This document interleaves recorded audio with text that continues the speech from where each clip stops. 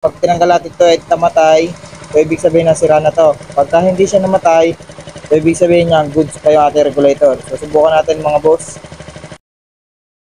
So what's up mga boss? Ito may tutorial tayo dito, no? So paano nga ba nating malalaman kung sira na po yung ating regulator? Kasi itong motor na to, GT, battery operated po to mga boss. And battery operated po to. So paano natin malalaman kung sira na yung ating regulator? So dito pa lang mga boss ay malalaman na natin. Yan, nakikita nyo na under siya. So dito pa lang makikita natin kung sira na yung ating charger. So pag ito tinanggal natin, dapat hindi siya mamamatay.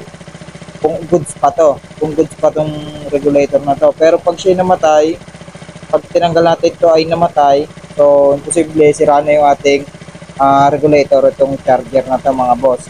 So subukan natin mga boss, tanggalin itong positive. Pag siya namatay, pag tinanggal natin ito ay namatay, so ibig sabihin na sira na to. Pagka hindi siya namatay, so ibig sabihin niya goods pa yung ating regulator. So subukan natin mga boss.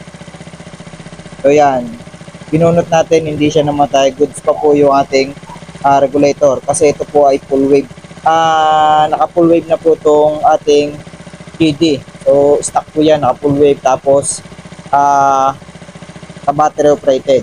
So regulator po yung, pag po nasira regulator ay hindi na po under yung motor. Kaya yun po yung ibig sabihin na ng mga naka full wave.